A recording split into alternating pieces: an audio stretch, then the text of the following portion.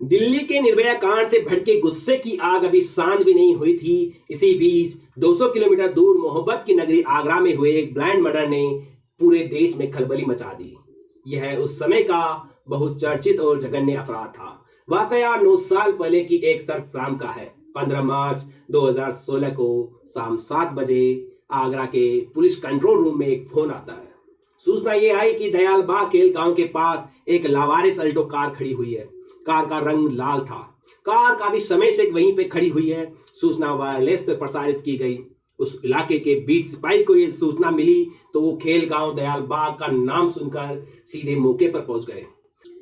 गाड़ी लॉक थी। काफी कोशिशों के बाद भी लॉक नहीं खुल पा रहा था तो सिपाही ने किसी चाबी वाले को बुलाया। करीब आधे पौन घंटे लगे इस गाड़ी के लॉक को खुलवाने में। ड्राइविंग सीट की बगल वाली सीट पर एक कागज पड़ा हुआ था। उसमें एक मोबाइल नंबर लिखा था। कार को एक बार की देखने पर ऐसा बिल्कुल भी नहीं लग रहा था कि इसमें किसी तरह का कोई हादसा हुआ है। मोबाइल नंबर के अलावा कोई इसमें ऐसी चीज नहीं मिली जिससे कोई अन्य सुराग लग सके। सिपाहियों ने तत्काल कागज पर लिखे हुए मोबाइल नंबर पर फोन मिला दिया। पता चला कि कार के मालिक ऋषिपाल शर्मा है। उनको बताया गया कि उनकी गाड़ी इस तरह से दयालबाग में केल गांव के पास खड़ी हुई है। यह सुनते ही ऋषिपाल को काटो तो खून नहीं। उन्होंने फौरन तमाम रिश्तेदारों, अपने मित्रों को इस बारे में बताया। ऋषिपाल आगरा के राधा स्वामी संप्रदाय से जुड़े हुए थे। ये सभी लोग मौके पर भागते भागते आए। पाल ने बताया कि लाल रंग की एक गाड़ी उनकी 23 साल की बेटी नेहा शर्मा इस्तेमाल करती है और आज सुबह ही ये कार लेकर घर से कॉलेज गई थी। वह शाम 5 बजे तक घर आ जाती है, लेकिन उस दिन वह देर शाम तक भी घर नहीं पहुंचती। उसकी मां भी मौके पर पहुंची। लोगों ने बहुत कोशिश की लेकिन पता नहीं चल पाया कि आखिर कार यहाँ कैसे पहुंची। थाने में घर वालों ने बताया कि नेहा आज सुबह अपने कॉलेज दयालबाग एजुकेशन इंस्टीट्यूट गई थी। वह पीएचडी की स्कॉलर थी।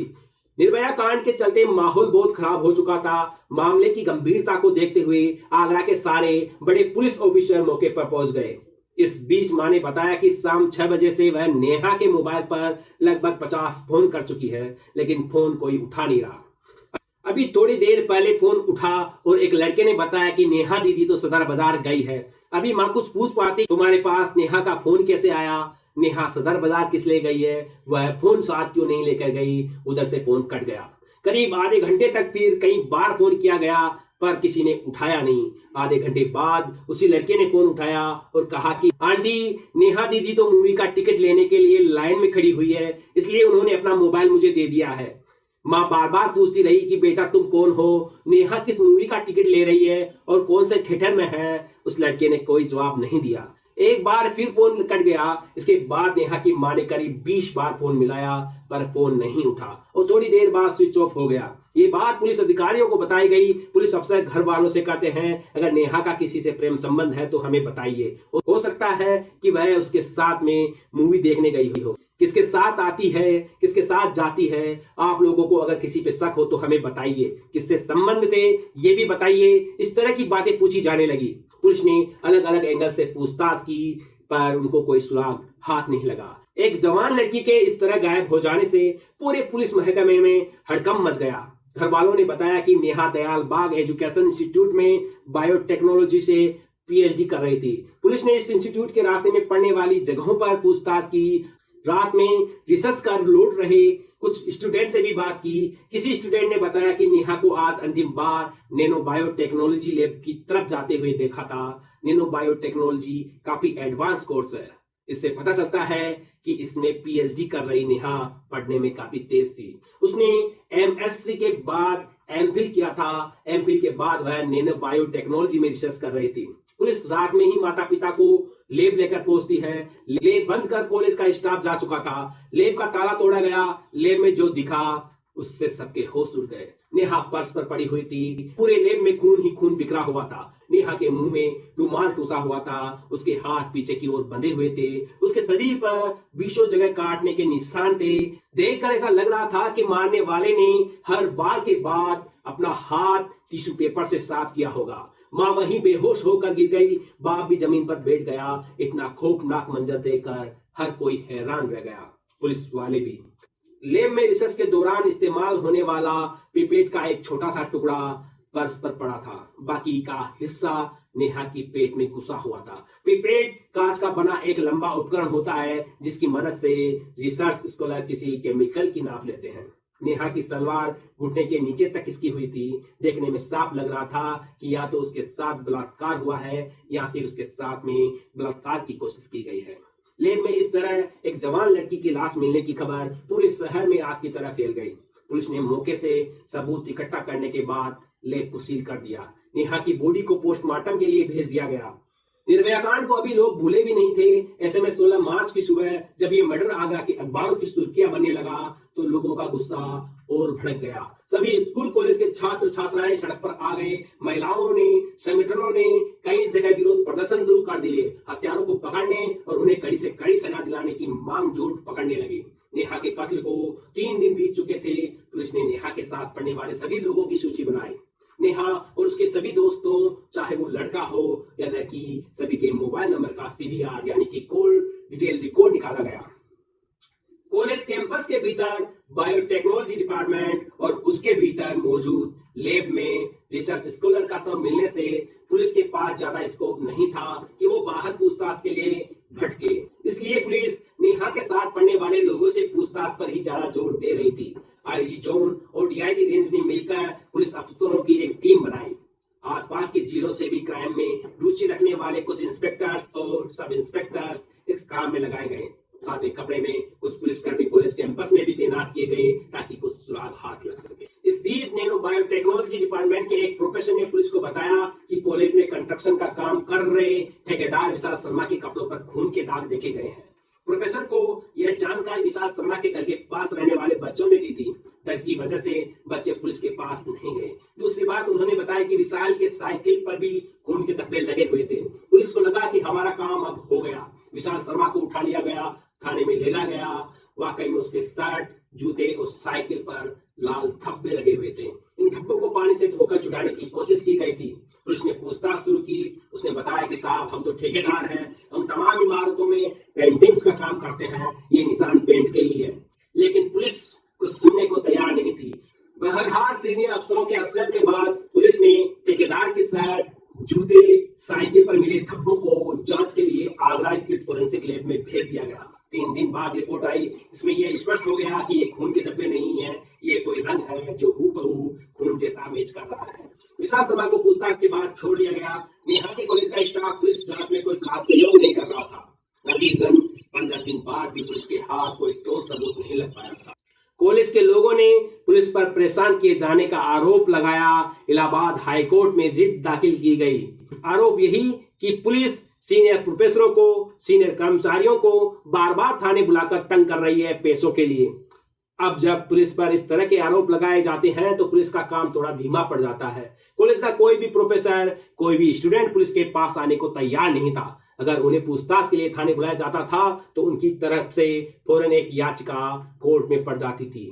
हाई कोर्ट में डेट पड़ती थी और पुलिस अधिकारियों को जवाब देना पड़ता था। एक दिन नेहा के घर वालों ने आईजी जोन आगरा से संपर्क किया। उन्होंने बताया, सर, नेहा के साथ पढ़ने वाले बच्चों ने जानकारी दी है कि दयाल एजुकेशन इंस्टीट्यूट के चेयरमैन, जो कि पूर्व एक IAS भी है, उनका एक भांजा है। उनका नाम है उदय स्वरूप। वह अक्सर लैब में आया करता था, थोड़ी देर बैठता था, दूसरे रिसर्च स्कॉलर से बातचीत करता था, पानी पीता था और चला जाता था। बच्चों को शक है कि हो ना हो ये उसी की करतूत है। वह बहुत ही खराब किस्म का आदमी है और अपने मामा के दम पर दबंगई भी दिखाता है।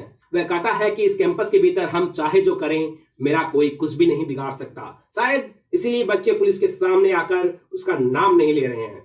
पुलिस ने जब उदय स्वरूप को थाने में पूछताछ के लिए बुलाया तो बड़े बड़े लोगों के फोन आने लगे। उसके चेयरमैन मामा ने फोन कर कहा कि उदय कोई चोर या लुटेरा नहीं है जो उसे थाने में बुलाकर पूछताछ की जा रही है। पुलिस को जो कुछ भी पूछना है घर पर आकर पूछ सकती है। मैंने उसको घर पर रोक रखा है। पुलिस घर पहुंची और पूछताछ शुरू की। उसके सारे जवाबों से यह लगा कि वह नेहा को जानता तक नहीं है। वो साफ इनकार करता है कि मैं नेहा को नहीं जानता हूं। नेहा कौन है? पूछताछ से पुलिस को भी लगा कि उदय का इस मर्डर से कोई वास्ता नहीं है। वहीं पुलिस पूछताछ से उदय का परिवार काफी नाराज था। उदय के घर वालों ने पुलिस पर उत्पीड़न का आरोप भी लगाया। कॉलेज में सादी वर्दी में तैनात पुलिस वालों ने धीरे धीरे छात्र छात्राओं से बातचीत शुरू की। सबने शक जताया कि ये उदय की ही करतूत हो सकती है। पुलिस ने एक बार फिर उदय स्वरूप से पूछताछ करने का फैसला लिया। पुलिस उसके घर पहुंची। इस बार थोड़ी कड़ाई बरती। अगले ही दिन हाई कोर्ट में घर वालों ने पुलिस के उत्पीड़न की शिकायत दर्ज करा दी। कॉलेज में सादी वर्दी में तैनात पुलिस वालों ने धीरे धीरे छात्र छात्राओं से बातचीत शुरू की। सबने शक जताया कि ये उदय की ही करतूत हो सकती है। पुलिस ने एक बार फिर उदय स्वरूप से पूछताछ करने का फैसला लिया। पुलिस इसके लिए उसके घर पहुंची। इस बार उन्होंने थोड़ी कड़ाई बरती। अगले ही दिन हाई कोर्ट में घर वालों ने पुलिस के उत्पीड़न की शिकायत दर्ज करा दी। एक रिट लगा दी गई। इसी बीच नेहा की पोस्टमार्टम रिपोर्ट भी आ गई। इसमें दो बड़ी बातों का खुलासा किया गया। पहला यह कि नेहा की हत्या से पहले उसे क्लोरोफॉर्म सुंघाकर उसे बेहोश किया गया था। नेहा के साथ बलात्कार हुआ या नहीं, इसको लेकर रिपोर्ट में कुछ स्पष्ट नहीं लिखा गया। गोलमोल बातें बताई गई। मसलन स्लाइड ले ली गई है, जांच के लिए उसे भेज दिया गया है, आने पर बताया जाएगा कि बलात्कार हुआ है या नहीं। कत्ल के 15 दिन बाद 29 मार्च को पुलिस एक बार फिर बायोटेक्नोलॉजी लैब गई। पुलिस ने वहां 2 सीसीटीवी कैमरे लगवाए ताकि हर एंगल से जांच कवर हो सके। लैब में मौजूद उपकरणों पर धूल जम गई थी। उसे कागजों में इकट्ठा किया जाने लगा। खून सूख चुका था, इसलिए पर्स को साफ किया जाने लगा। करीब 2.5 घंटे तक पुलिस ने साफ सफाई की और इस दौरान जो भी सामान मिला, कूड़ा करकट, किसी उपकरण का पार्ट, धूल आदि सब अलग अलग पैकेटों में इकट्ठा कर लिया गया। लैब के सभी उपकरणों पर मौजूद फिंगरप्रिंट भी ले लिए गए। फोरेंसिक लैब में इन सब चीजों की काफी बारीकी से जांच की गई। इस दौरान कुछ बाल भी मिले। कुछ बाल महिलाओं के थे तो कुछ पुरुषों के थे। इसके बाद पुलिस एक बार फिर उदय के घर पहुंची और उसके पहने हुए एक कपड़े की मांग की। इस बात पर घर वालों ने घोर विरोध जताया, पर बाद में उन्होंने उदय का एक कपड़ा दे दिया। यहाँ ध्यान देने वाली बात यह है कि पुरुषों के पैंट, अंडरगारमेंट या फिर बनियान को आप जब भी चेक करेंगे तो उनके शरीर का कोई ना कोई बाल उसमें चिपका हुआ आपको जरूर मिल जाएगा। फोरेंसिक लैब ने बड़ी ही सावधानी से उदय स्वरूप के कपड़ों में चिपके हुए बाल निकाले। इनमें से कुछ प्यूबिक हेयर्स भी थे, यानी उदय के गुप्तांग के बाल। जब इन प्यूबिक हेयर्स को बायोटेक्नोलॉजी लैब में मिले बाल से मैच कराया गया तो दोनों पूरी तरह से मैच हो गए, यानी ये बाल उदय स्वरूप के ही थे। इसलिए पुलिस का शक और पुख्ता हो गया कि इस मर्डर में उदय स्वरूप का ही हाथ है। पुलिस इस मामले में करीब 250 लोगों से पूछताछ कर चुकी थी। इतने दिन बीतने पर केस को सीबीआई को सौंपने की मांग उठने लगी। पुलिस ने नेहा से रिलेशन को लेकर उदय स्वरूप के दोस्तों से भी पूछताछ की। इसी बीच दयालबाग इंस्टीट्यूट के एक प्रोफेसर ने पुलिस को बताया कि मर्डर वाले दिन नेहा की लाल रंग की कार को लैब का एक टेक्नीशियन यशवी संधू चला रहा था। पुलिस देर रात संधू के घर गई और उसे उठा लाई। पूछताछ के दौरान संधू ने पूरी घटना तो बताई, लेकिन आरोपी का नाम नहीं बताया। अब पुलिस ने लैब में काम करने वाले चपरासियों और सफाई कर्मचारियों से लंबी लंबी पूछताछ शुरू की। इस पूछताछ से यह पता चल गया कि उदय स्वरूप बार बार लैब आया करता था। अब पुलिस ने दबाव डालकर उदय स्वरूप को पूछताछ के लिए थाने बुलाया। एक साइकोलॉजिस्ट को भी साथ में बिठाया गया। पुलिस ने इस बार उससे मौखिक सवाल नहीं किए। छोटी छोटी पर्चियों में ढेरों सवाल लिखे गए और उदय स्वरूप से कहा कि वह लिखकर इन सब का जवाब दे। पुलिस ने कड़े सवालों से ऐसी घेराबंदी की कि इस बार उदय स्वरूप टूट गया। उसने नेहा की हत्या करने का सच कबूल कर लिया। उदय स्वरूप और यशवी संधू को पुलिस ने अरेस्ट कर लिया। इस जांच टीम में एक एसपी स्तर का अफसर, 2 डीएसपी समेत 15 पुलिसकर्मी शामिल थे। पूछताछ में उदय स्वरूप ने बताया कि वह बार बार लैब जाकर नेहा से बातचीत करने की कोशिश कर रहा था, पर नेहा उसे बिल्कुल भी लिफ्ट नहीं दे रही थी। इस बात से परेशान होकर उसने लैब टेक्नीशियन यशवी संधू से संपर्क किया था। उदय को पता था कि यशवी संधू ही कभी कभी नेहा की गाड़ी ड्राइव कर उसको घर छोड़ता था। 15 मार्च 2013 को संधू ने उदय को फोन कर बताया कि आज लैब में नेहा अकेली है और कोई रिसर्च स्कॉलर नहीं है। चपरासी को लेकर मैं बाहर चाय पिलाने जा रहा हूँ, तुम चाहो तो आ सकते हो। उदय स्वरूप अपने साथ लैब में यूज होने वाले क्लोरोफॉर्म की शीशी लेकर आया। वह लैब पहुंचा तो देखा नेहा अपना काम कर रही थी। नेहा ने उसे एक बार फिर नजरअंदाज कर दिया। उदय चुपके से नेहा के पीछे आया, अपने रुमाल पर क्लोरोफॉर्म डाल दिया और एक झटके में रुमाल नेहा के नाक पर दबा दिया। थोड़ी ही देर में नेहा बेहोश होकर फर्श पर गिर गई। उदय ने अब नेहा के मुंह में रुमाल ठूस दिया और उसके हाथ पीछे की तरफ बांध दिए। इसके बाद वो उसकी सलवार उतारने की कोशिश करने लगा, पर शायद क्लोरोफॉर्म ने ज्यादा असर नहीं दिखाया और नेहा होश में आ गई। उसने उदय की हरकतों का कड़ा प्रतिरोध किया। हाथ तो बंधे थे, पर उसने पैर चलाकर उसे उठाकर सिर से झटका देकर उदय को उसके मकसद में कामयाब नहीं होने दिया। इस पर झल्लाए उदय ने कांच का पिपेट उठाया और उसे आधा तोड़कर नेहा पर हमला करना शुरू कर दिया। वह नेहा के शरीर पर नुकीले पिपेट से लगातार वार कर रहा था। करीब 1.5 घंटे तक शरीर से बहुत ज्यादा खून बह जाने की वजह से उसकी जान चली गई। अब उदय ने नेहा की कार की चाबी उठाई और लैब के बाहर मौजूद यशवीर संधू को दे दी ताकि वह उसे दूर कहीं ठिकाने लगा दे।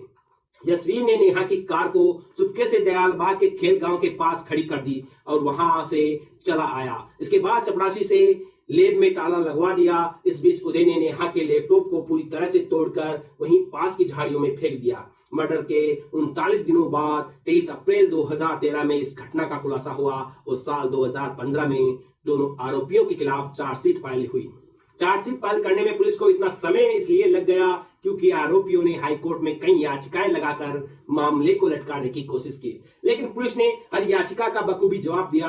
जब हाईकोर्ट से सारे स्टे खारिज हो गए तब कहीं जाकर चार्जशीट फाइल हो पाई। फिलहाल मामले की सुनवाई कोर्ट में चल रही है। उदय स्वरूप और यशवीर संधू 9 सालों से जेल में बंद है। नेहा के घर वाले लंबे समय से न्याय का इंतजार कर रहे हैं पर अब तक दोषियों को सजा नहीं मिल पाई है। तो दोस्तों आशा करता हूं आपको ये वीडियो पसंद आया होगा। अगर वीडियो पसंद आया है तो लाइक कीजिए। कुछ सवाल अगर आपका रह गया है तो कमेंट करके हमें जरूर बताएं। बड़ी मेहनत लगती है एक वीडियो को बनाने में, तो आशा करता हूं आप सब्सक्राइब करके मुझे इसका फल जरूर देंगे। तो मिलते हैं एक नए वीडियो में, तब तक के लिए इजाजत दीजिए। नमस्कार।